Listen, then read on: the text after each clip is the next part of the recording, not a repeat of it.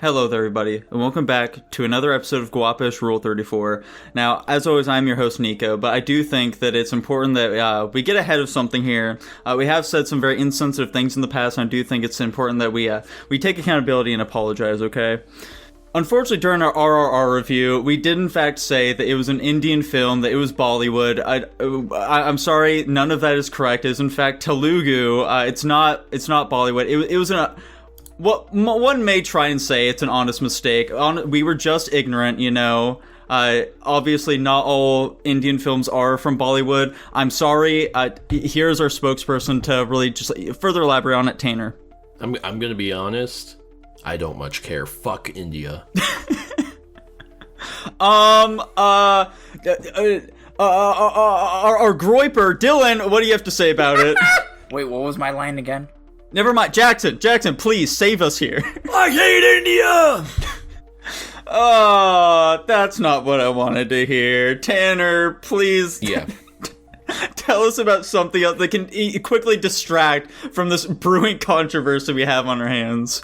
Well, the most distracting thing I can think of is the United States election for president and other positions. Whoa! Also, I could definitely see Dylan becoming a groiper. I don't even know what that is. What is that? Don't worry about it. I am gonna fuck you motherfuckers. You're not gonna find out. There's no way you're gonna. I will. I mean, maybe. I will. I am determined. I don't think he's gonna spell it right, so he's not gonna find anything. Anyway, continue on. Hello guys, welcome to this episode that we're recording on November 10th, 5 days after the big 2024 election. As many of you have heard, I'm sure, and maybe some of you haven't.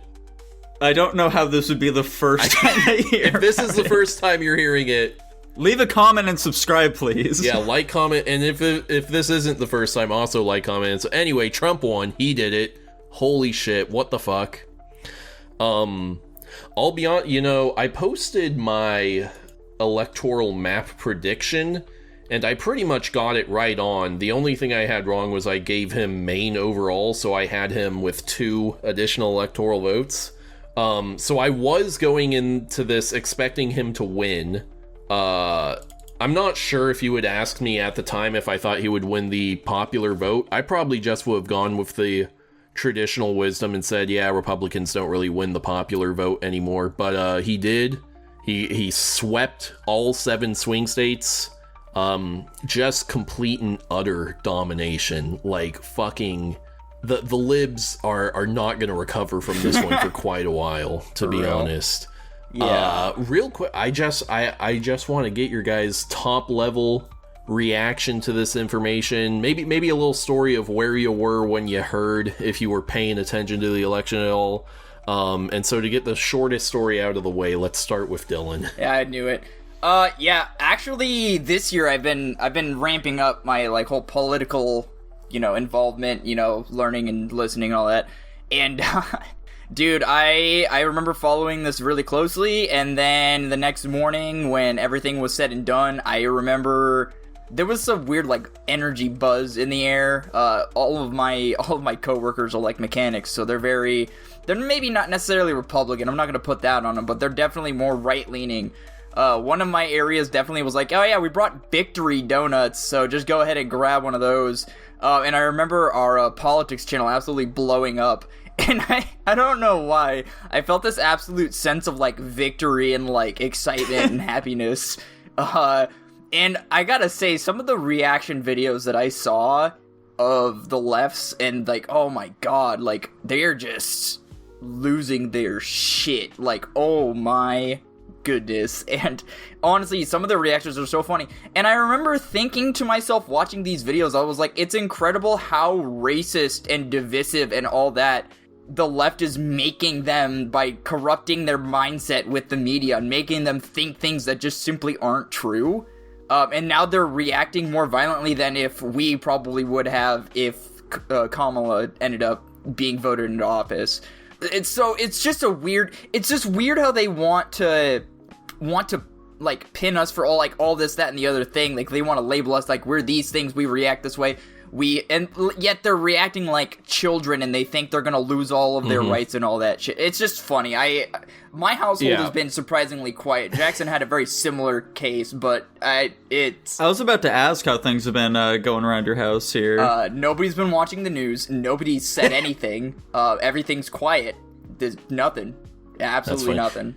It is funny how quickly they turn on a dime. Like, if you guys hadn't heard, which I think I said, Latino men voted for Trump like 54 to 45%.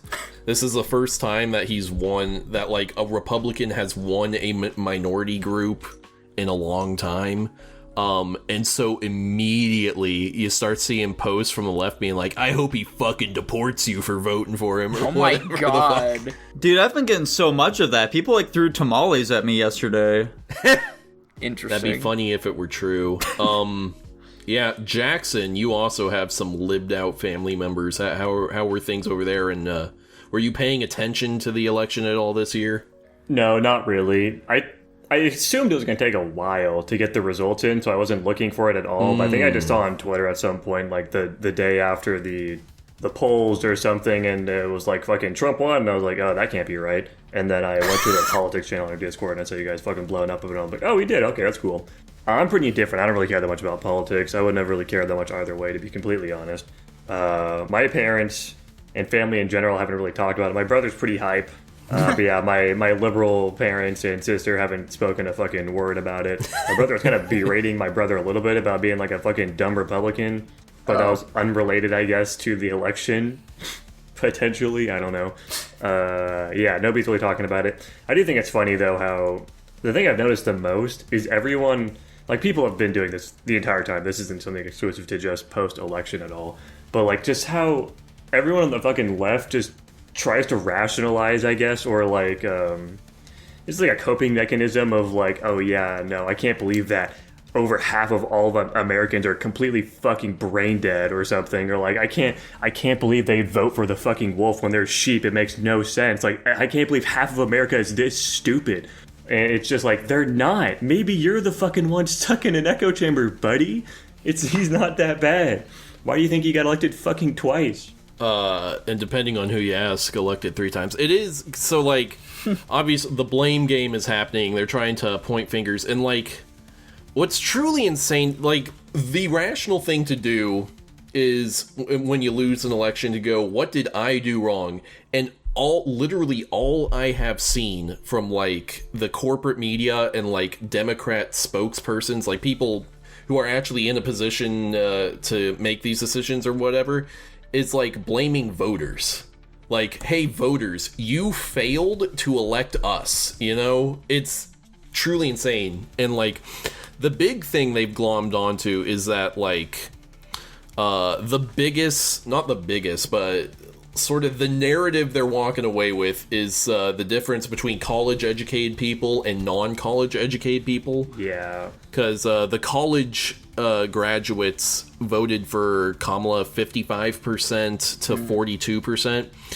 And what they're doing is they're immediately going, okay, college education equals intelligence, therefore smart people vote for us. And I mean, I've done this rant a billion fucking times on this show. Having a college degree does not make you smart. Especially the kinds of degrees that I'm sure many liberals are getting. And not having a college degree doesn't make you dumb. Like, I don't think it's controversial to say that in any non-Ivy League school, and maybe even some of the Ivy Leagues, you can probably graduate with a degree with, like, an average intelligence. I don't, like, it definitely used to be the case you had to be above average to get through college. I don't think that is true for anyone who has gotten a degree in the last 20 years, maybe even 30. I think it's still very dependent on what degree you're trying to get. I mean, there's some dumb fucks in it. Like, you can, if you throw enough shit at the wall, eventually something's gonna stick, right? There are some absolute retards in my graduating class.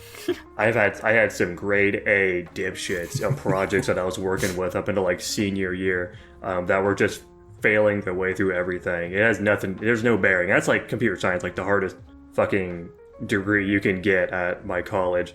Yeah, there were some grade A dumb fucks there. It really doesn't mean anything. Especially just because college is like, you have to go to college. Everyone constantly says, yeah, if you don't go to college, your life's fucked. You have to do it. So everyone goes into it. And you're telling me that everyone, the whole fucking range of people going there, are all above average? Nah. It means fucking nothing. There's no bearing on your intelligence given college. I mean, you can literally graduate fucking high school and have a 200 IQ. If you go to college, you're gonna like get more like general knowledge, but that's not gonna make you any smarter. No. Nico, what has your experience been? I guess I don't know where your parents' allegiances lie. I assume your stepdad, since he's a veteran, is definitely a Trump guy, right? Oh, yeah. Okay. So, like, for me personally, like, I'm also very similar to Jackson here. I've just hard fallen off of politics. I just don't care about this shit anymore. Like, fucking, you really think any of these people are gonna change anything? They're all just wolves. They're all just fucking illusion of choice bullshit, man. I don't care about them. So, yeah, on the night of the election, I was just, like, moving the rest of my shit into my new room. So that was really all I was doing. And then I was, like, occasionally checking out what Tanner was ranting about. I was like, oh, it sounds like Trump's running. And that was about it. That's been my experience for the most part. I haven't really seen much from my family. I saw like one of my sisters post a thing about how like I think it was one of those like fucking copy and paste sort of like America has decided that greed is worth more than lives or something along those lines. Interesting. That's been about it so far for me. Quite a few people from my work called out on the day after the election. To be fair, like, I had the day off, and so I got drunk. I might have called, so I guess calling out doesn't necessarily mean anything. They could have been celebrating. I guess so. Given your occupation, I'd say that's probably not the case, but... Yeah, Tanner, I gotta say, to retort your statement of given that he's a veteran, I think I've even shared this story before, but my grandpa, like, because my grandpa's also a veteran, so you would think that is the case. But it's not, and I don't know why, and I'm confused. His blue ain't... Never mind. Okay. I was gonna do a bit, but I fumbled over my words. I can't expound on that, like, instance or thought any more than that. I think it was more so along the lines of he just didn't like Trump, I think was just the bottom line of it all, and that's why, That's fair enough. Well, I just say that because 65% of veterans voted for Trump, so... That's what I would assume. He carried that group by quite a bit. Yeah. Yeah, major win. I've been looking at exit polling and shit. It's pretty interesting. He won, he didn't win. He improved with literally every single group. Like, every age, every sex, every gender... Like, across the board, he improved. He didn't win everyone, obviously, but, Why do you think that is? What happened? I think it's just the Biden administration failed entirely. Like, everyone can see it, and I think a big part of it is people are tired of being lied to and gaslit by the corporate media. I feel extremely hopeful over this win, specifically because, like... she lost. Like, it didn't work. Because to me, like... Because, like, I don't want a woman to be president. No, when I look at her, it's like... she ran for president previously in 2020. And every single policy position she had in 2019, she has changed for this election. And so, like, she is the epitome of, like, a faceless politician who has zero opinions of her own other than what the party tells her to have. She never says anything that is not approved by her party.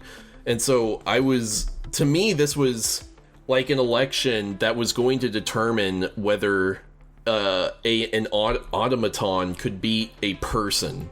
Like, a lot of people point to Trump's flaws and whatever and say, hey, that's why you shouldn't vote for him. I'm like, well, at least his flaws show that he is a human being, Because, like, I think, in my opinion, if Kamala had won this election, we would never have a human being run for president again. It would just be whatever, like, greedy, power-hungry robot was willing to just discard any independent thought and follow whatever the party said on both sides, because the Republican establishment would see her win and say, oh, okay, we can just...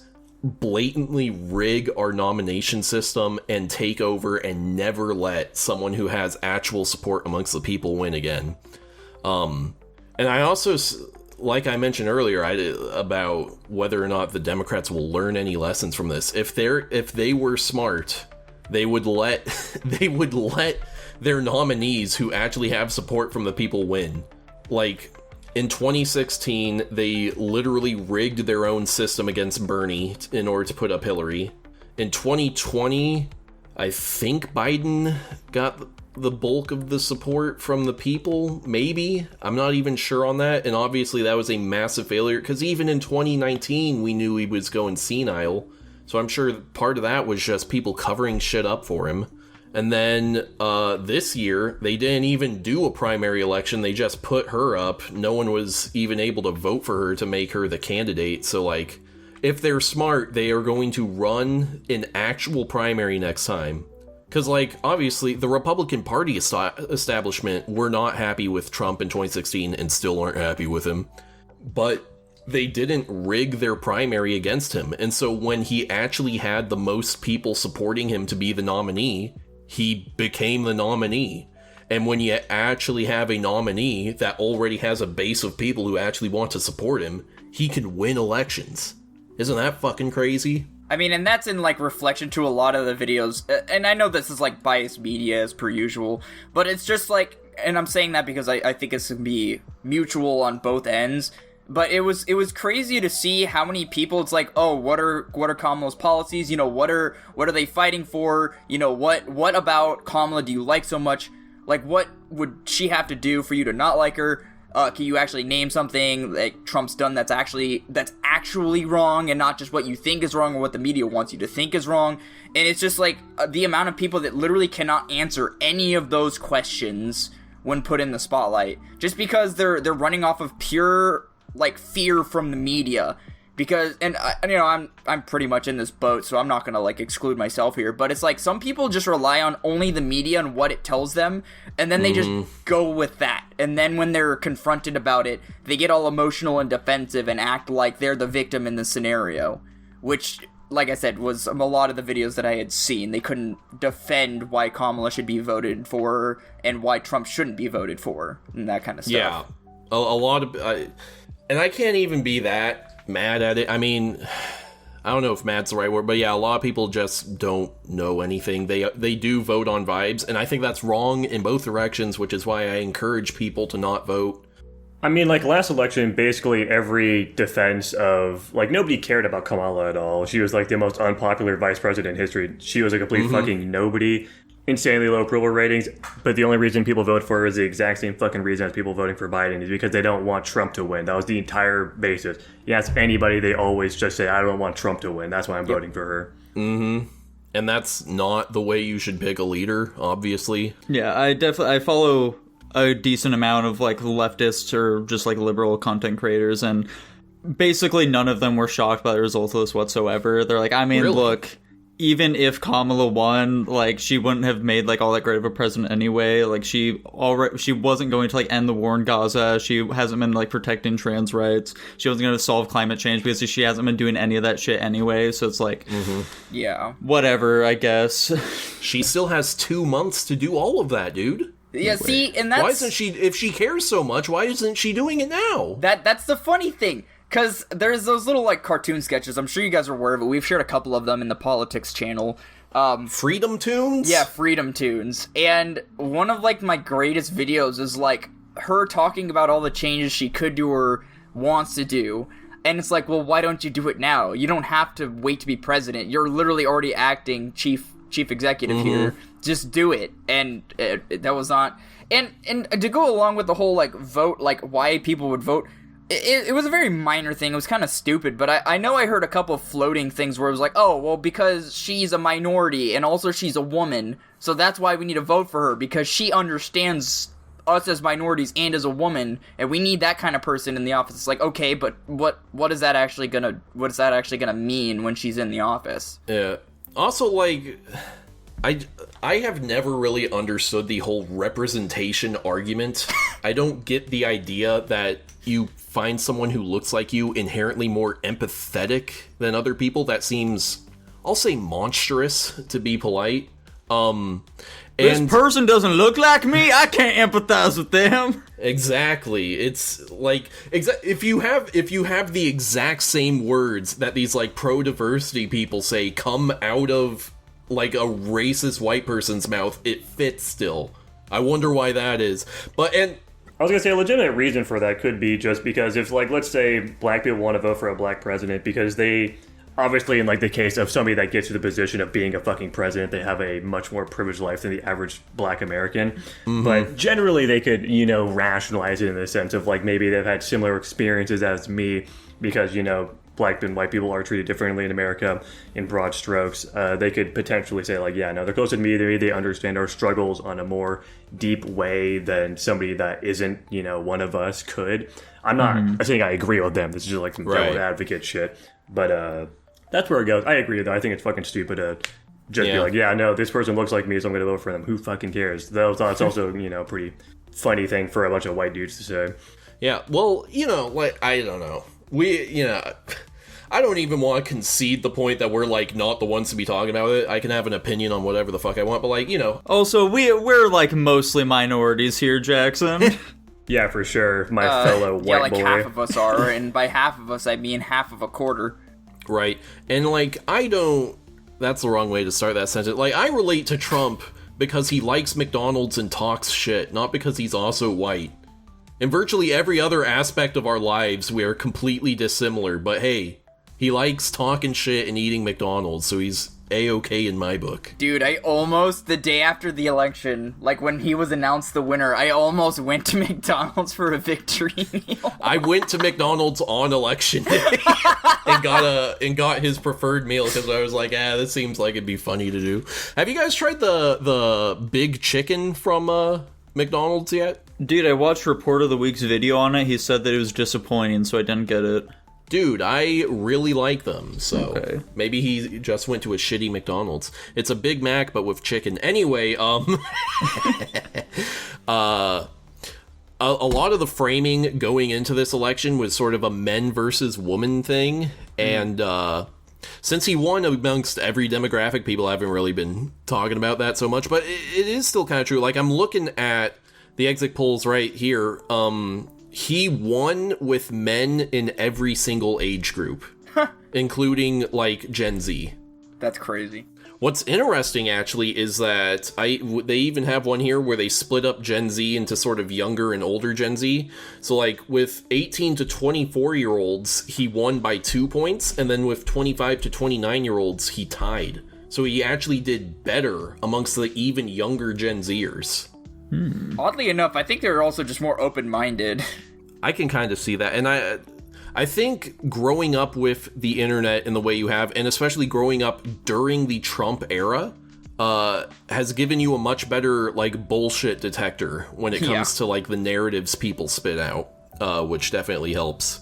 I think this might end up being the last election Ever. Where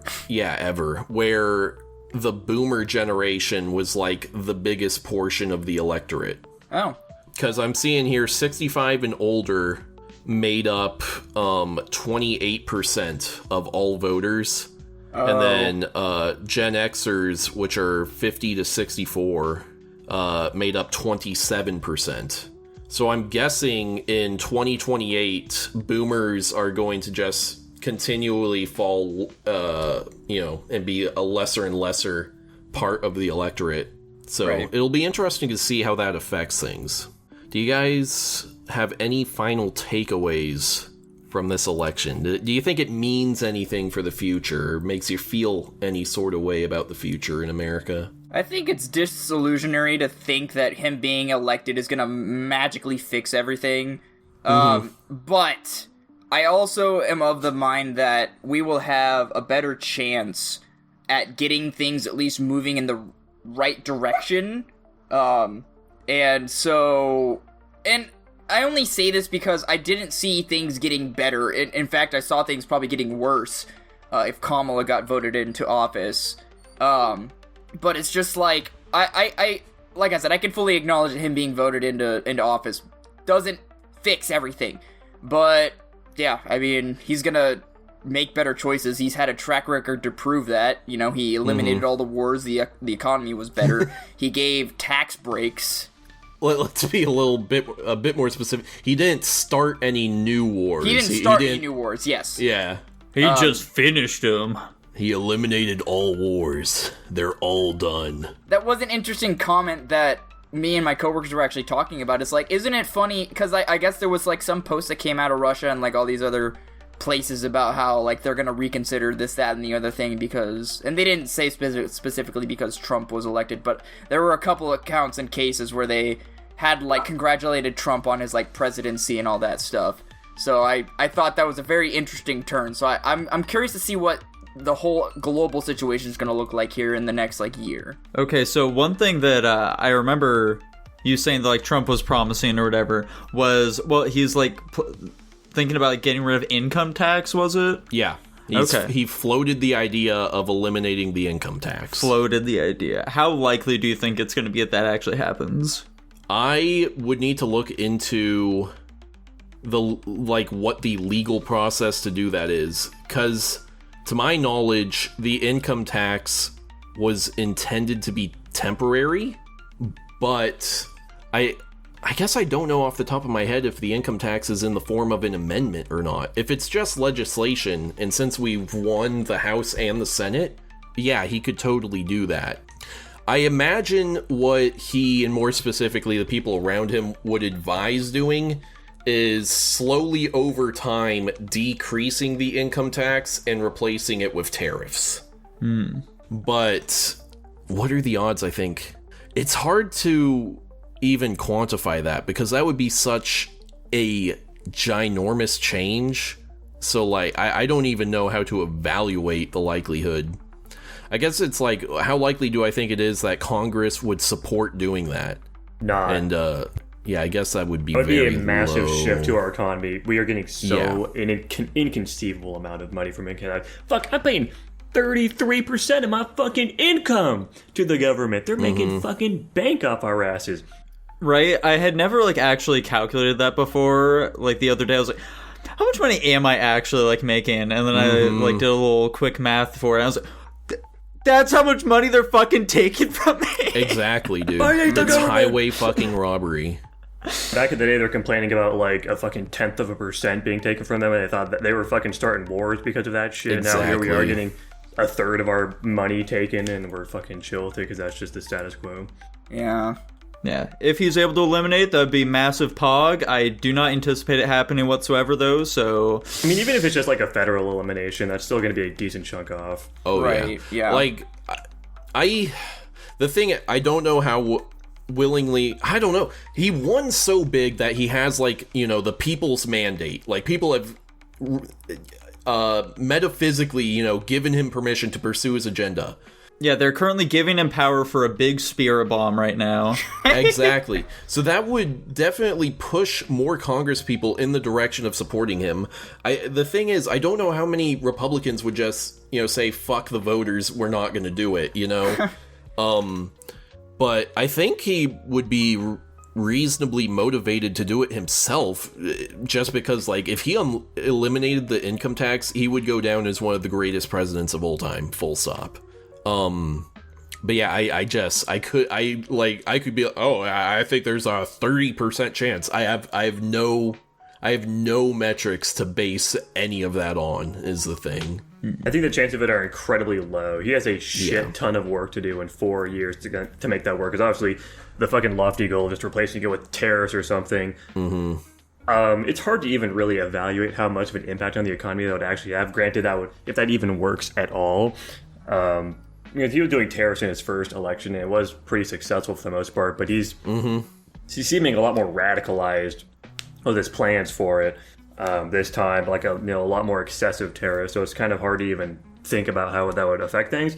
But this government is just so insanely expensive to run nowadays that the bigger issue is really just if he's able to cut down on government spending a lot, which if we know the government, it's just going to get fucking worse, baby. We're amping up that GDP like we always are. The fucking national debt, 30 trillion bazillion gajillion dollars by 2030. It's almost certainly just going to keep fucking going up. And that's the biggest issue here, is we can cut government spending. That could be a question, but we're not going to just cut a fucking income source with a risky newer income source. There'd have to be a lot of things that would take place before that happens. So I think the chances of it happening are insanely low. But, we can dream. I do have a lot of... I'd say, I wouldn't even say a lot more. I have a lot of faith that government spending is going to decrease. He has surrounded himself pretty much exclusively with people who all agree, yeah, the government is insanely wasteful and most of this does not need to be here. And, in fairness to him, his first term was pretty fucked on given COVID. It's pretty hard to lower government spending with a fucking pandemic going on. Yeah. That did not go in his favor very well, but... It did not. But yeah, I think he's, putting Elon in charge of, the Department of Government Efficiency, and their whole job is just going to be to clean house with the government, and I think he's bringing Ron Paul on to, help Elon with that. That holds a lot of promise, because, what was it? Elon, when he took over Twitter, he eliminated, 80% of its staff or some shit. He turned it into a fucking skeleton crew, yeah. Yeah, and it still literally functions. So, I kind of believe... I think, Vivek Ramaswamy, when he was on the trail, he always floated the idea of any government officials whose social security number ends in, an even number gets fired or some shit, and that's the mindset they are going into this presidency with when it comes to, government spending. They just want to eliminate people and, really cut costs everywhere. The big thing for me is I'm a big, I don't like us being involved in wars. I want us uninvolved in wars. And that's also something I'm very encouraged on. Just today, he was talking about who his Secretary of State would be. And he sent out a tweet specifically saying, I'm not going to make Nikki Haley or Mike Pompeo Secretary of State. These people are the two, were the names that were getting floated who are, major war hawks. These are the people that love getting us into wars. And he sent out, he did it nice, where he's like, oh, I thank them for, being on my side and for their service, but I'm not considering them for Secretary of State, which is just excellent. Pretty much everyone on his Avengers team of people are all anti-interventionists. They all want to get out of the wars. He literally is having phone calls with Putin already and is working on negotiating some kind of peace there.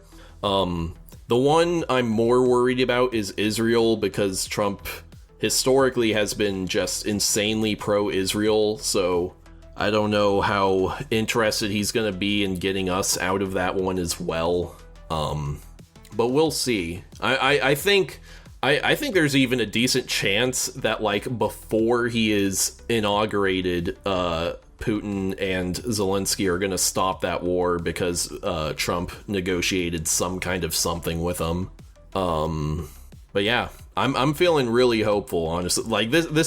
I was so doomer going into this thing. I mean, I thought he would win, but I was so dude, I don't know, maybe the American people can just get fucking lied to and propagandized to the point that they'd support this fucking cow. And now I know that's not the case, and it makes me so happy. It makes me feel like I can tell the truth all the time, no matter what it is, 2020 was clearly fucking stolen. I don't give a fuck, how little evidence we have or whatever. You can tell from the election results. I don't give a fuck if there's no evidence of Exactly. I don't care. It was fucking obvious. 9/11, probably some CIA official, maybe Homeland Security, obviously knew that it was going to happen beforehand, and they let it happen in order to give us an excuse to go into these forever wars that would just funnel taxpayer money into the industrial complex's pockets. Fucking fire them all, Donnie. Go get them. Fucking put them in jail, dude. Let's hang them from trees, even. Disavow. My brain hurts now. Anyway, that's election talk. Can we talk about... What's your favorite flavor of ice cream? Can we talk about something more simple now? I can talk about some random fucking topic, that being gambling predictors, which is... What is that? It's a new thing I discovered recently. It's the dumbest shit in the world, and it's literally just a scheme to target the crippling gambling addictions of the modern man, and I guess kickstarted it. So basically, gambling predictors are the sugar pill, pseudoscience bullshit of the gambling world. So we've got online gambling sites. I'm not going to fucking name drop any of them because I hate all of them, of course, because they're casinos. But we got gambling sites. You can play various online games on them, of course. And generally speaking, the gambling sites are trying to be like transparent with how they work. So they'll like give you like a seed, like a randomized, like seed number for what the game is running off of with its logic.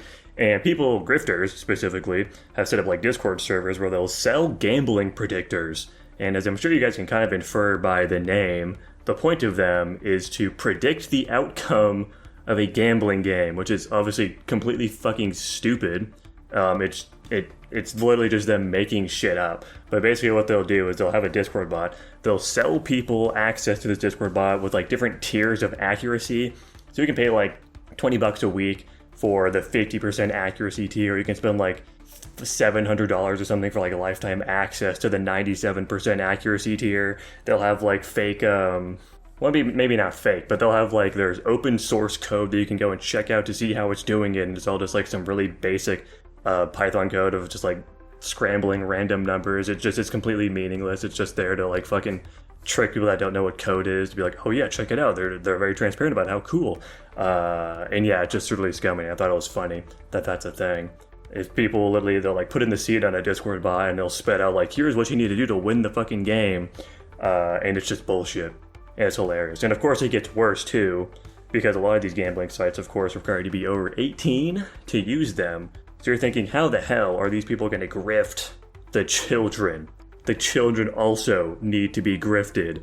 Of course, there are Roblox-based gambling sites where you can gamble. You can gamble with Robux. And there are predictors based around this too, to get kids to spend money on gambling predictors to use their Robux on. This is fucking insane! And these kids are buying it, it's crazy. I can't, like, it's all just fucking pseudoscience bullshit grifting. And I'm sure they're making a killing off it because of all these, like, insane gambling addicts. They're getting kids into this shit super early with their fucking Roblox games. It's disgusting. It's so scummy. And I can't believe I didn't think of it first. The hell did you pick this story up from, Jackson? Just some random YouTube video I found. Oh, that's funny. So anyways, I'm going to have a new feature on the Guapish bot coming out soon. Gambling? Are we going to be gambling with Slimecoin or with slimes? Which is it going to be? That would be funny. I'm going to have a fucking predictor you can sign up for that's going to give you the outcome of your slime pulls before they happen. Just doesn't mean anything at all. I was going to say, technically you could make that happen since it's your code, but... That sounds like a pain in the fucking ass then. Listen, dude, you're the one that suggested it. I'm just, dishing out ideas. True. Thoughts on gambling predictors? I don't know. I guess they're stupid. I only do real life gambling, so I don't think that... Dude, there's a market, is what you're saying, for physical gambling. I mean, I guess, but I don't know how I'd have there's like chess game predictors or whatever, which that makes a little more sense. I don't know how that would be applicable to real life gambling. I don't know how you could simulate. Well, that's where the money's at. You gotta think of the idea there, because there's all sorts of sugar pill bullshit. I can't think of the fucking words. Placebo. Yeah, that's what I'm thinking of. Placebo effect things that people do when they're like real life gambling. If like they're at the fucking slot, they'll like swipe on the screen to make it slow down or something so they can win the jackpot. There's dumb fucks that try to do anything to win these fucking games, man. If we just think of an idea to make them think they've got a better chance of winning them by paying us money, we'll be raking it in. Dude, here's how you do it in real life. So, they, keep track of when, with like scratch off specifically, and the like ticket lottos, they keep track of like where, big cash tickets come from. Like you'll see in the lotto sections of like supermarkets, it'll say like, oh, a $550 ticket was taken from this location. So all you gotta do is compile, which big tickets are coming from what stores, and then you either tell people, hey, this store hasn't gotten a big ticket in a while, this is your chance, or this one, gets big tickets all the time, maybe try that one, or whatever the fuck. God damn it, Tanner, we're rich. We have to make a fucking, like, Telegram signal network for this right now. I mean, I guess that would have to also be under the assumption that we have to make people completely disregard the fact that they themselves choose the numbers that appear on the... Oh, wait, we're talking about scratch-off tickets, not lottery tickets, because ignore me, never mind. I mean, we can do both, honestly. Well, no, because with the lottery tickets... these people are superstitious enough that they'll believe that different locations will imbue the random numbers they choose with power. It's not even, like, superstition, too. It's also just, like, plain stupidity. Like, they're too dumb to rationalize how these things work at a fundamental level. So if somebody gives them any amount of, like, oh, yeah, this is maybe how it could work, they can think about it. Because basically how the gambling predictors scam people into thinking it works is, A, they have demo videos of them showing it working, even though it's always just them playing these games like the lowest possible difficulty setting, so there's basically no risk of them losing anyways. And generally they also, like, blur the outcomes and stuff so that there isn't any there's just, like, no fucking risk. It's basically just like a dumb demo for scamming people. And the second way, of course, is by telling them that they know how the gambling sites work, and it's basically like, yeah, no, these sites will basically cache these results or something. We can accurately predict what the next ones are going to be based on previous, like, seeds that were inputted or something. It's stupid, but because they make people think they know how it works, they believe them. And they're too dumb to, you know, try to fucking conceptualize how it could work themselves, even though it's incredibly obvious that it's just, you know, completely fucking random. Yeah. Okay, fellas, is it unethical to scam stupid people?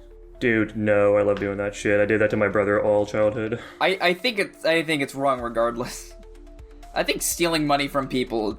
Yeah, are we defining scam as in, like, you are profiting off of them? Yeah. Yeah, it's unethical. Yeah, I think that no matter the light you shine on it, I think it's wrong to steal money from people. And just like that, I'm the true libertarian of the group. I knew it. Oh. Okay. Is it immoral? Yes? Isn't that basically the same thing? No. No. Alright, sure. I actually don't know if I'd say it's immoral. How would it not be immoral? Well, you're lying to them, which defeats morality, so I would say it's immoral. I mean, I feel like I assume a lot of these sites set it up in such a way that they're technically never lying. You'd be surprised. They're not very subtle about it. Unless you're doing, like, lie by omission. I mean, like, let's go back to the code example, for example, because they'll show snippets of what the predictor's doing with the code, and it's literally just like, generate a random number, put it into an array, shuffle the array, generate another random number, put it into the array. It's some super basic dumb shit that only people that have no idea what fucking anything about code would look at and be like, oh yeah, that's cool that they're showing us that, even though it means nothing. They're not subtle about it, dude. They don't care. And they just ban people that try to fucking claim otherwise. Right.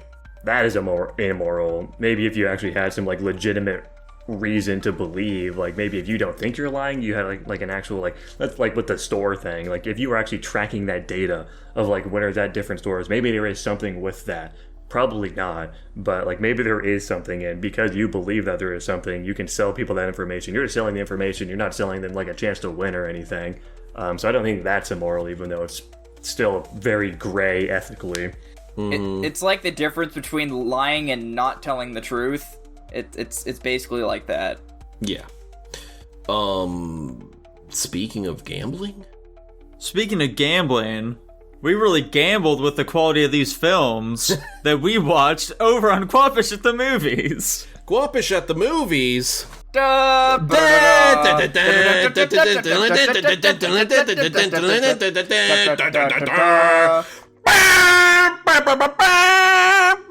please edit the entire transcript of the whole Guapish of the Movie segment into, like, the fucking Star Wars scrolling text thing for the entire video. Oh my god. You got it, dude. I'll go for it. That'd be funny. What did we watch this week?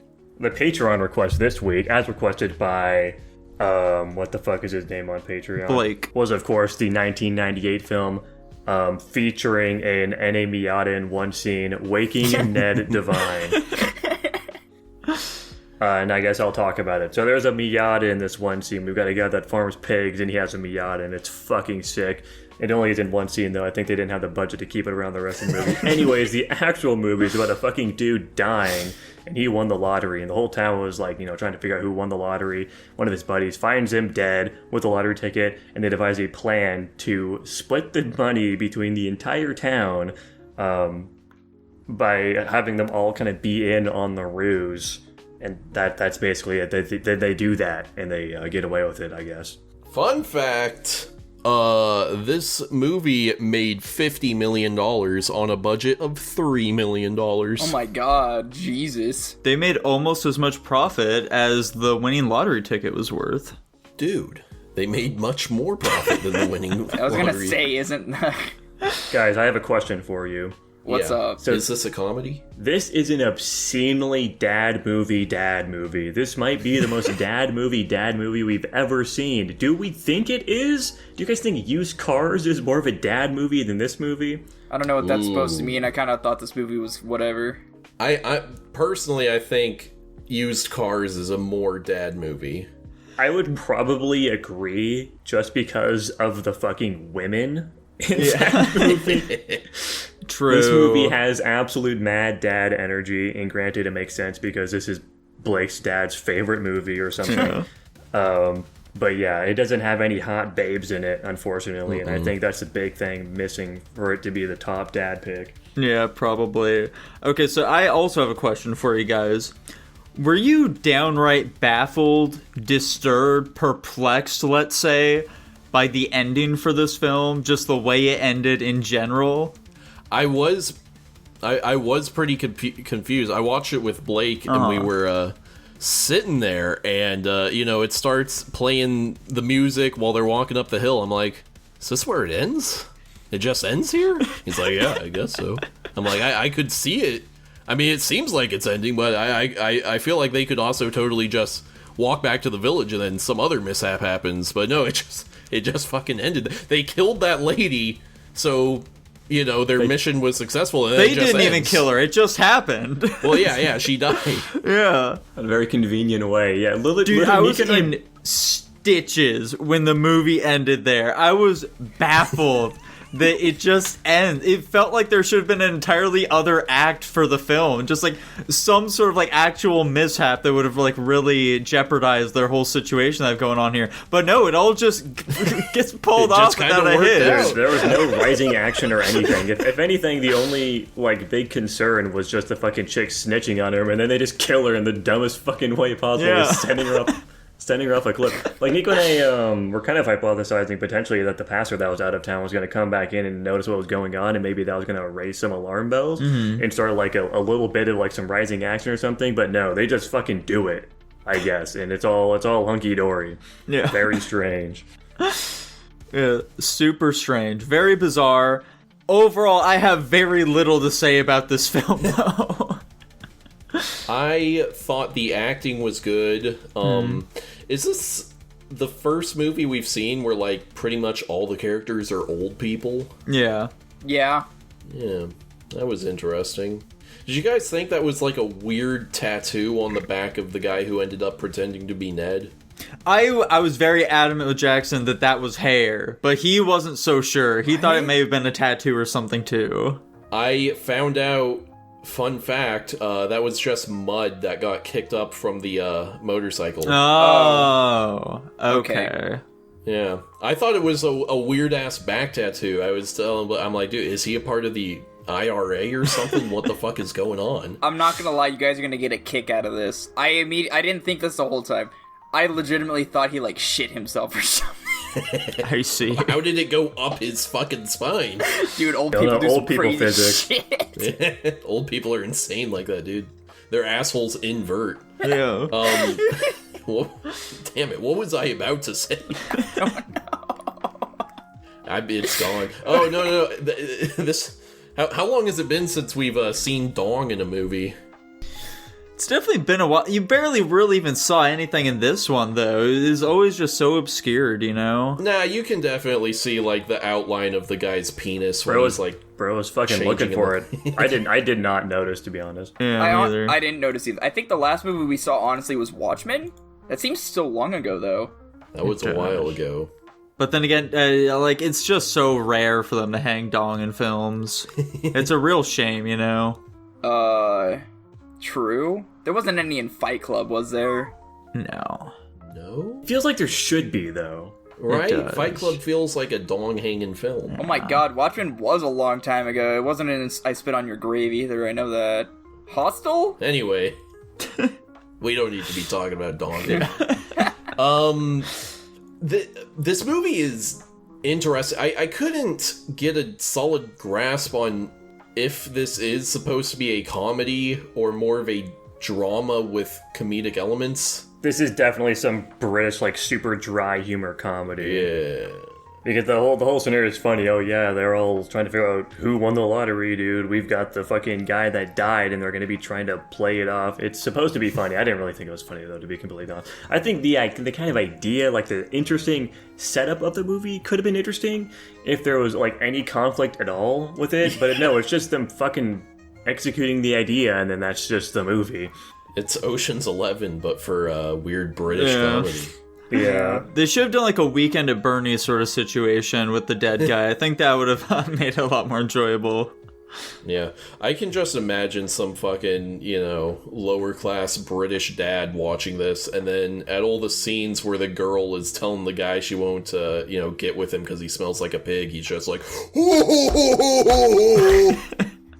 That's what I was thinking. I was fucking, when they were driving the motorcycle naked or something, I was just like, yeah, this is definitely some fucking dad knee slapping, they're like, oh, thing type of laughing, dad laughing. Like, this is the funniest thing ever. Why aren't you fucking laughing? This is some peak comedy here, kid. And like, some old guy riding a motorcycle naked. I'm fucking, yeah, sure, I'm busting a gut, okay. Yeah, I'm really glad you guys can remember shit about this movie. This is like, this movie is feeling one big fog of war thing for me. I literally was super mid watching this movie, and I cannot recall almost anything unless you guys bring it up. I'm sure that the only reason we're remembering much of anything is because we watched it so recently, given yesterday, and Nico and I watched it like an hour ago. I don't remember when I watched it, but yeah, I was just so unenthused I was like, I mean, this is an alright, if you could call it a slice of life film, I guess, but like, it's not doing anything I thought you were crazy. gonna say if you can call it a movie.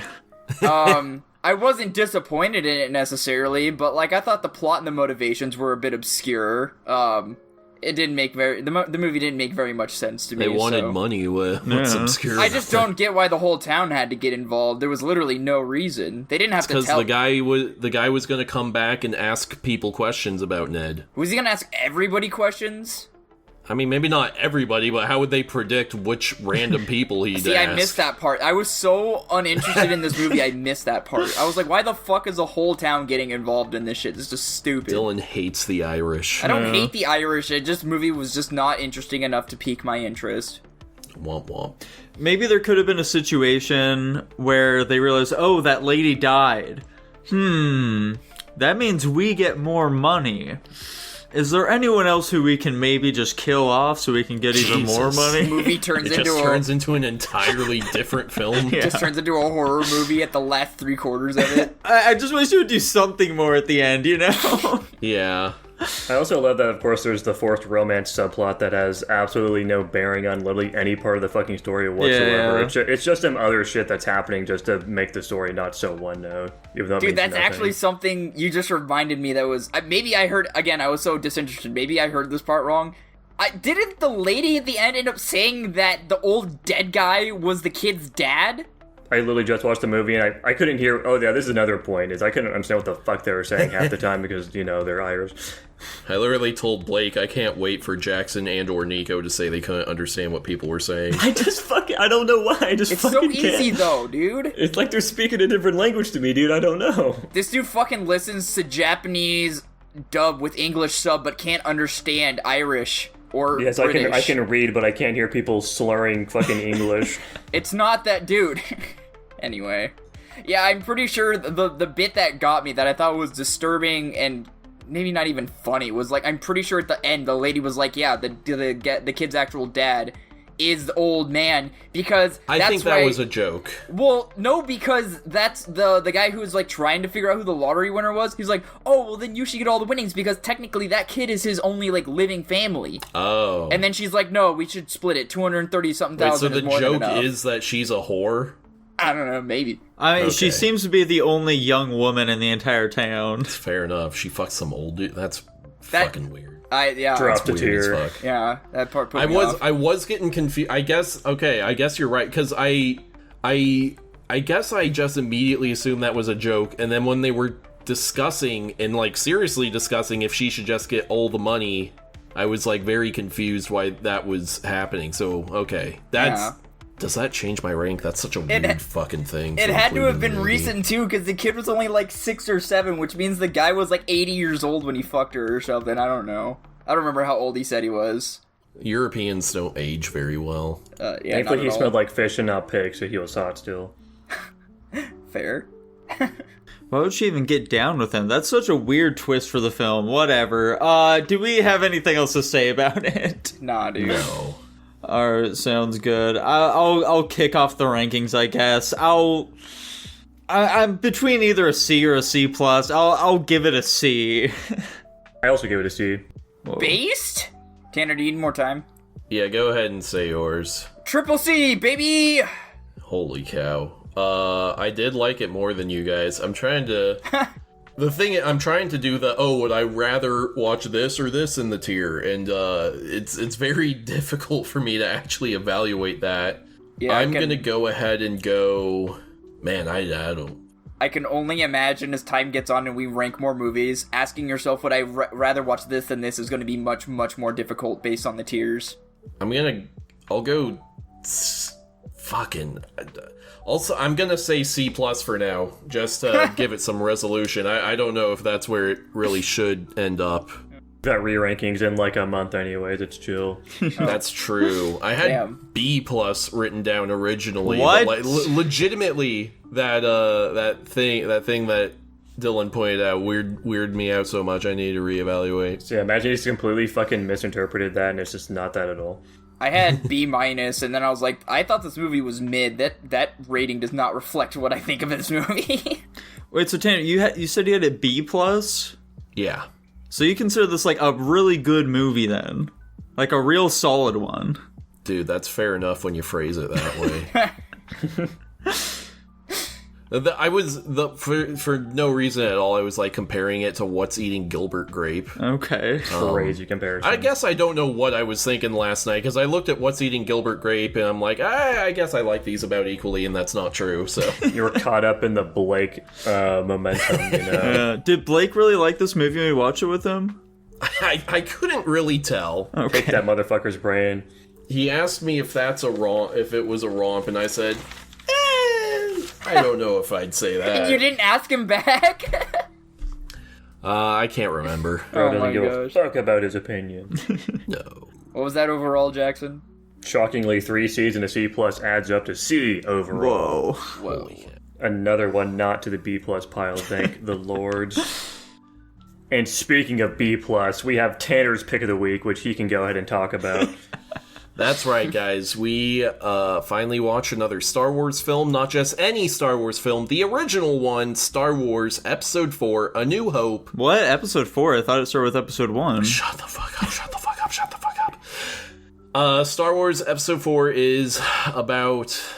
I mean, it's fucking Star Wars. Do I need to do a plot synopsis? I'm just kidding. Talk about the despecialization. You got the Empire, you got the Rebels, you got droids with a secret plan for a guy. They find Luke Skywalker, they find Obi-Wan Kenobi, Jedis, they get on the Millennium Falcon, they go to the Death Star, they rescue the princess, they have the plans, and then they blow up the Death Star. The end. Fun fact, in early drafts of the script, R2-D2 spoke English and cursed a lot. Even though they later changed it, C-3PO's reactions were left in. I feel like I've heard that one before, yeah. I feel like you've probably heard many, many fun facts about Star Wars. Wasn't that in, like, one of our Star Wars rewrites when we did it? Like, I think... Yeah, I believe that you specifically, Dylan, said, yeah, what if R2-D2 just swore the whole time? Yeah, or, like, his beeps and his boops were him swearing, and I think one of you guys were all like, oh, yeah, that's actually something that's true. I think I responded with, that sounds like a Family Guy joke. Man, what a movie. Yeah, did you like it? Quick, I need to talk shit about it before Tanner gets back. Fuck, he's back. What? Never Hang mind. on, Jackson. What, Dylan? What do you mean? Were you not into Star Wars? I mean, I was. It's just that this movie didn't age very well. I remember hearing from like older people when like this movie was released. They were like, "Oh man, the technology of when this movie was released was so good. It was like so ahead of its time or whatever." And I'm sitting here looking at it with that like idea, and I'm like, God, the acting's just it's whatever. The effects are not great at all.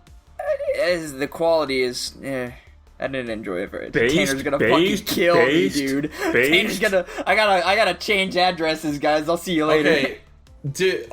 I understand. Yeah, the effects look bad compared to effects of today, but like you recognize that they were ahead of their time, right? Yeah. Like this came out in 1977. Yeah. Dude, I'm looking at Roger Ebert's review of this film, who's like, a big-time reviewer. Literally the first line of this, he refers to it as being an out-of-body experience. What the fuck is he on? We've used the term "if this movie aged well" before. We've applied it to movies like Jurassic Park, where that movie actually did age well. I understand this movie is from before then, but... Dude, it's from 20 years before then. Yeah, the 70s were a different time. This movie did have pretty great alien costumes, especially for the era, and I think the practical effects they were doing were pretty mind-blowing as shit. Like, I think the space scenes were, honestly, they looked pretty goofy nowadays, but they were pretty well done for the most part. They didn't look like super janky, like you can tell what's going on, like you can put the pieces together, but like they're convincing enough, and especially for the time, you really have to give that a lot of credit. Yeah, absolutely. Like that opening scene with like the Star Destroyer just flying through space, I thought that looked pretty solid. Like the scene where they activate the warp drive or whatever and blast off, I think that was pretty well done. Generally, I feel like the special effects were pretty good in this film. Other times they're not so great with what exactly they were going for. Looking at you start fucking lightsaber fight, or when fucking Obi-Wan dies. Or when they blow up a fucking planet and it's just the lamest shit ever to me. Yeah, lasers and explosions do not. So basically, the parts that are not practical don't look very good. Well, I just think that the choreography for the lightsaber scenes could be better, What? It was badass, dude. They were fighting with like invisible swords is the problem. I agree. I think it looked like absolute dog shit. I was busting a gut because of how fucking bad the lightsaber fight looked. But also, again, they weren't like, I'm assuming they weren't actually like fighting with like anything. So it's like kind of hard. It's a lot harder to like coordinate that. They had sticks. Then they have zero excuse. The lightsaber attached to the hilt looked like it was disjointed from it. So I don't. Maybe that's true. I don't know. Perchance it's impossible to say. It's so hard. I was thinking this watching the movie. I'm like, it's so hard to judge this movie in today's day and age based on what we have, and I'm debating whether or not if I want to just review this in the light of when it was released or currently. Dude, you're watching the movie. You're watching the movie right fucking now, baby. So I'm saying review it like it's right fucking now. I'm definitely giving it some kudos, of course, for what it was. I'm not gonna just give it a fucking D tier because it is, but like I'm gonna be like ramping it up because like it was a really solid and revolutionary movie at the time, even though a lot of pieces of it did not hold up particularly well.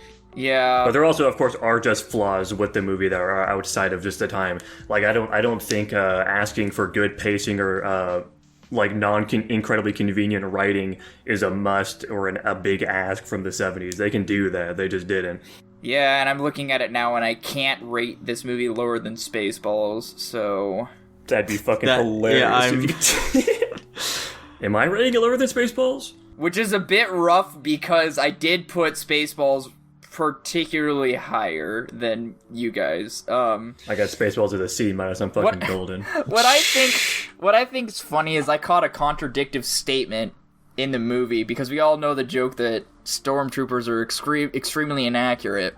And at the beginning of the movie, when Obi-Wan and Luke are like trying to figure out what's going on, they come across the big like Land Rover thing that captures the droids, and Obi-Wan makes the acknowledgement like, these are scorch marks too precise, or laser shots too precise to be sand people. They were stormtroopers. And then we catch later on in the movie when Luke's like, I can't even see out of this thing. How does it? And It's a minor thing. I just thought it was funny because we all know the joke. Yeah, I could go on for like an hour about like nitpicks and shit, but generally speaking, the TLDR of what I thought of the entire experience, this movie is incredibly fast-paced. It tries to do a lot in, like 2 hours or something. Yeah. It definitely tries to fit in a lot more. It's a very ambitious plot, and generally, I think it did okay with what they were going for, but it certainly was much more fast-paced than it had to be. It didn't give it a ton of breathing room. And it probably could have been better executed maybe if we had better actors, but holy shit, I did not particularly like most of the acting, especially Luke was fucking dog shit, holy smokes. He took a lot of the oomph out of a lot of scenes where I'm just sitting there like, Jesus fucking Christ, man. I'm assuming he gets a lot better over time. This is like maybe one of his bigger first gigs, I don't fucking know. The Mark Hamill lore, but wasn't particularly good. But yeah, a lot of the writing in this movie is just really fucking convenient. I mean, I don't think it's a crazy statement. The fucking stormtroopers are enemy number one here with this. They're like Senior Wifferston. I never felt like the protagonists were in any serious danger throughout the entire fucking movie, just because nothing ever seems to really present anything. I don't know. It was just a very whatever film for me, to be completely honest. Dude, you're just being mean. The characters in this movie are fun, okay? Luke is whiny and he's hot-headed. Han is a cool guy. He's so cool. I love Luke. Not Luke. Han is, Luke is fine. Leia, she's weirdly, like, brash and bossy, which is fun. Like, you wouldn't expect that from a princess character. She also doesn't seem that fucked up when the plane explodes, but, like, we can disregard that. Also, this film is, like, unintentionally funny and also just plain funny at times, too. Like, when Luke is trying to gauge whether or not Han is into Leia, or when Han is having that conversation over the intercom and, like, asks the guy how his day is, that shit's just charming, okay? It's a fun little adventure film. Guys, on this day, Nico and I stand united. Holy Fuck the shit. haters. Viewers, rip them to shreds. Get in the comments and rip them apart. Dude, you don't even know what my rating on the movie is yet. Is fucking excellent, dude. I loved this. It reminded me, I can enjoy Star Wars. I don't have to hate this fucking property. I can watch a movie and go away, oh my gosh, I had a good time watching a Star Wars film? I completely agree with what Nico said. The characters, I love them. They're charming. They're defined. It's a fun adventure movie. The dialogue is quippy and fun and enjoyable. The effects, I think, aside from the lasers, I agree the lasers still look bad, but I'm willing to give it a pass for being from the fucking 70s. The effects hold up today. They look better than shit that comes out today, even, I'd say. The locations, I love all the locations, the different planets, the way the spaceships look, all this shit. It's so cool. I love it. This film fucking kicks ass. And you guys are gonna rot in hell. I will say the ending for this film does really drag, though. I wasn't as big of a fan of that. Like, after they leave the Death Star, basically everything after that's like, okay, when are we wrapping this up? Is that all we have to say about Star Wars, guys? Like I said, I didn't really have anything crazy to say about this movie. No friggin' way. Tanner, where in the S ranks are you putting this? This is a classic film, you have to put it somewhere in there. I have to leave room for other ones to get higher than this, and also I need to put it higher than Rogue One, so it's getting an S. Okay. Higher than Rogue One, oh boy. I changed my ranking given New Light. I'm just gonna give it a... Let me make sure I'm just gonna give it a flat B. Okay. Christ. I'm also gonna give it a flat B. Kill him. Let's fucking go! Commenters, rip them to shreds. I gave it a B- personally. God damn it, Jackson. We could have been united. The power of 3 is greater than 1. I think I agree with you guys. I think there's some charming elements of this movie, but generally it's really just not like a well-made film from like a technical standpoint for me. Incorrect. And that's where we can disagree. I didn't really enjoy it that much, to be completely honest. I thought it was kind of dumb, and I wasn't really super immersed. That's it. I'm unsubbing from the Patreon. It's a good film. Tanner, let's be realistic here. Jackson acknowledged that it's easily a D tier film. I ranked it higher than what I was gonna make it. I don't think Nico changed his, so you should be happy with what it got. Not the D tier thing was a fucking Incorrect. joke. I probably would say it's a more like average film in a lot of regards, and I'm giving it some credit for what it was and some of the effects they were doing being interesting for the time. Editor, please put up the anime films he has put above Star Wars. Dude, let me fucking check right now, baby. Every anime film we've seen so far. Yeah, there's not a single one. B minus. I gave, it's the same tier as Summer Wars, 5 centimeters per second, and Liz and the Bluebird. There we fucking go. That's funny. fucking You hilarious. have fucking Fucking Summer insane. Wars He's on the same out of rank his as those mind. films. I thought Summer Wars was okay, you motherfuckers. Kill him. Slaughter him. No, it's because Nico thinks Summer Wars is fucking peak. It is, dude. Yikes. Anyways, it landed at a B plus overall. Another one to the Insane. pile. Another one to the Ungodly. pile. Lamb for the slaughter. We're Lamb gonna for the get beat up slaughter. for that one worse than. Well, I mean, you guys are gonna get beat up for that one worse than Ghost in the Shell. Listen, dude, I don't fucking care what the people that think Star Wars is an S tier think about my opinion of it, because I think they're wrong. Speaking of A minus tier films, Jackson, what else did we watch? We watched your film, of course, that being the 2006 film starring Adam Sandler, Click.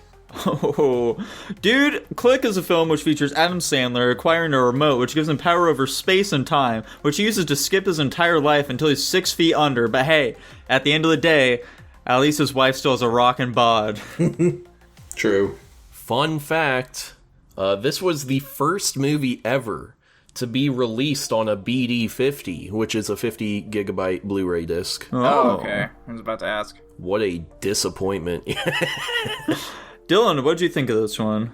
I've watched this movie many times in the past, and I've always thought it was a fun, good time. Thought it was funny. I just tend to like Adam Sandler movies, so I'm kind of neutral when it comes to that. You guys don't like Adam Sandler movies nearly as much as me, so I'm going to stand alone on We this like topic. good but- ones. Okay, well, We you just know. haven't watched any of the Are good you, ones are you yet. saying this wasn't a good one, Tanner? Come on, This- dude. The only note I wrote down for this is just god-awful and frankly uncomfortable, which I think perfectly encapsulates this movie. It is not funny. Rip. It is weirdly horny. It makes me uncomfortable. You think dogs fucking makes you horny? Huh? Nothing. I'm saying Continue. the movie itself is horny, dumbass. Keep going, Tanner. It's fine. What about We it makes you understand. uncomfortable, though? Yeah. All the horny stuff. What? Why? You're the sex man. Dude, when you watch that dog hump his bare ass, what made It you was a uncomfortable shadow, about dude. that? There was probably a blanket there. What makes you so uncomfortable about it? You're a fucking retard. Sure. You're the Adam Sandler of Guapish. Yeah, and This movie sucks, and there's very little justification to say otherwise. Dylan, I mean, provide the justification. Defend the film from him. the same could be said about Star Wars. Anyway, Not true. Not true. Oh, then I also say not true about Click. There, check and Anti-factual. mate. The best part of this movie, the only part that I kind of enjoyed and found funny, was the guy who was playing God. Morty. That guy, yeah, Morty. That guy was funny. Everything else, and he wasn't always funny too. So some of that shit fell flat hard. I don't know. I just think this is a little silly movie to watch, and I think it really highlights how much people take for granted. I like how at the end of the day, this movie was like one big metaphorical lesson, I guess. He likes the worst aspect of this film. I don't care about your opinion. I'm expressing my own right now. Actually, oddly enough, this fucking movie, it somehow got me to tear up at the very end as he was fucking dying. My God. I don't even know why. It just fucking happened. I wasn't even feeling emotional up until that point, and then it just happened, and I started crying. I'm like, damn, this is the life of a man who regrets every decision he's ever made, and it shows.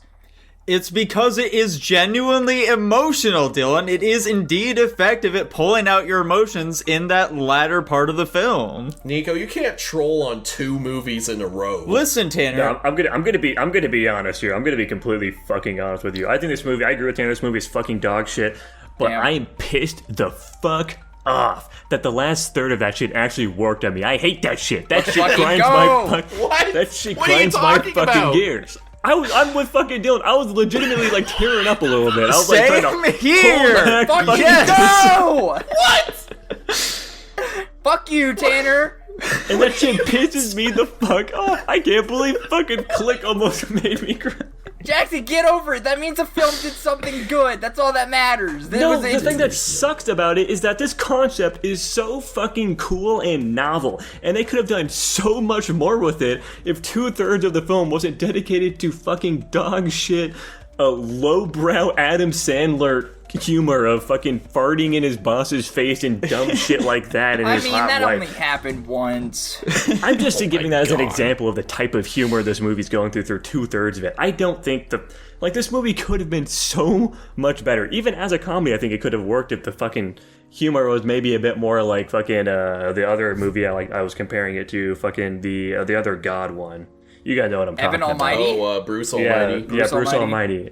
Maybe if the comedy was more like that was still some pretty lowbrow shit too. But if it was just like a tier above maybe, and they focused a bit more on like the emotional aspects of it more deeply, this could have been a legitimately like engaging movie. But it's just squandered so easily. And like the fucking idea is cool. Like I said, the emotional scenes legitimately worked on me regardless of all that bullshit happening. So I'm like thinking, if the fucking 2/3 first part of the movie was actually like even average, I would actually probably have an even greater impact at the ending scene. Like if they had me like liking the character more potentially, instead of me just thinking he's a fucking jackass. Yes, how can a single man be so right? Yeah, like Jackson was saying, the early parts of this film are really goofy, and I think it's in character as he, starts skipping past things he doesn't care about, but then, like, as the consequences of keep skipping through all these life events starts catching up to him, we see as these consequences catch up, and the film takes on more serious tone as a result of that. So, like, the changes in tone do make sense for the message the film is going for, which is the classic, like, be careful what you wish for, appreciate your life, and spend it with loved ones, that sort of thing. But, at the same time, it does have a lot of really childish jokes, but they had 3. Count them, 3. He comes too quickly jokes. It also has like a lot. And it was the same one each time. It also has a good deal of swearing in it, and yeah, it does have a bunch of sex jokes, which result in the tone just being all over the place. It's just weird. Like, why does the wife get horny from the dog fucking? I think there's some underlying implications. She's a white woman. White woman. What the? Oh. I get it. What do you mean? I like how he made a joke where everyone would get the reference, but he doesn't get the reference that he himself is making. I wasn't implying the white woman thing. That was not what I was referring to. Also, by the way, Tanner, fuck you. Beyond is a good gag. I like that part. Yeah. What do you mean? When he goes to Bed Bath and Beyond, he's looking for the universal remote, and then he sees the door that says Beyond. I thought that was a good gag. I think that there are some good parts of the movie, dude. Did I bring that up at all? We didn't. I'm just saying. The film has good parts to it as well. This movie feels insanely divisive. Yeah. I also don't like that the whole fucking. Well, never mind. Actually, I'm gonna scrap that. I didn't say anything. He does like instead. Just a couple more negatives, I guess, real quick here. Christopher Walken obviously does not want to be in this film at all. And then also, just like the child actors, they're bad. They're not very good. But yeah, overall, I guess that's all I have to say about anyone else. I've made my voice known. Okay. And everyone hates it. Dylan, what rank are you giving it? I gave it an A-. Dude, Fuck you. Based ranking above Star Wars based. Kill yourself. That is insanely funny. Go grab a rope and hang yourself now. That's the funniest shit I've ever heard. Fantastic. That's even better than your ranking of Moonfall. I love it, Dylan. Fantastic work. Keep it up. I'm giving this one like a C-. Fuck! God damn it, you fucking... Okay. I am here to defend the film, but I do acknowledge it had a lot of missed potential, okay? Missed potential. You guys think about movies too much. I just watch these things. Well, that's the whole fucking point of this, buddy. We're reviewing them. You just watch Star Wars and enjoy it. The most famous movie of all time. That fucking click them. What are you talking about? Tanner, are you out of your mind? Tanner, I need you to tone it down a few notches, alright? Just give us your ranking, okay? I gave it a D-. Too low. Doesn't that feel better? No. Damn, that's unfortunate. Unfair Jackson, ranking for Click. I agree. I gave it a D plus. God damn. All right, well, You gave it a C minus, right? I knew I was going to be the Yeah. highest on this movie, so. That puts it at a C overall. Same tier as Waking Ned Devine, which is pretty funny to me. I'm gonna kill myself. Guys, I've been told I look like Adam Sandler on multiple accounts, so maybe that says something. I don't know. that's what influenced you. You see yourself in Adam. Maybe I can have a hot wife too if I like this movie. Maybe. Perchance. And speaking of hot wives, Dylan and Jackson, what movies are you picking? What's the Star Wars movie that has Anakin with the lightsaber out with the kids? That would be episode 3. Yeah, episode 3. I really thought you guys were gonna fucking. Maybe you still are. I don't fucking know. I think you guys are gonna lie to me. But yeah, that's episode 5. No. No, I'm not actually picking that. I have actually no fucking idea what I'm gonna pick. Let me scroll through my list for a moment. And Dude, pick fucking Harry Potter already. why would I do that? Indiana Jones, Raiders of the Lost Ark. Whoa. Another classic back to back. The first Indiana Jones movie. It's like I thought Temple of Doom is the first one. No, it's the second one. Okay. it's like a fun action adventure. What can I do that would be opposite to that? Choose a romance anime movie. Pick the American remake of Funny Games. That would be funny. That it's still too early for that. We have to forget that funny games exist. I need to stop referencing it constantly. It wouldn't help that we literally just watched a movie pretty much just like it, so, you know. Let's watch Thermae Rome, the 2011 film. Huh? What the How do you fuck is spell that? Type it in chat. Yeah, I'll type it in chat. This is like a completely fucking random one. I mean, it happens. What the fuck is this? I'm looking at the movie right now. This looks bizarre. I literally don't know fucking anything about this. There we go. Okay then. You want to roll the the that Patreon? Patreon. Oh yes, let's go. What the fuck? Oh, What it's happened? broken. What happened? Wait, what happened? Okay. Oh, there we Oh, go. We shit. we got the oldest movie in the Patreon pick, of course, that being the 2014 film Our RoboCop remake, as requested by Mr. T. This is gonna be a weird ass fucking week. Is Thermae Rome even on IMDb? I don't know. Maybe it's on like by a different name. I'm seeing one that says 2012. It might. I mean, the year might be different Oh, okay. than what I had written down. Yeah, this is the one I'm looking at. 2012. Crazy. Fascinating. And if you too would like to create a Patreon movie, Jackson's gonna tell you all about how you can do that. Oh yeah, by giving us $1 review, you can subscribe to our Patreon at guapish.com/Patreon, and you get 500 slime coins, access to our Discord bot to use those slime coins on our Discord bot.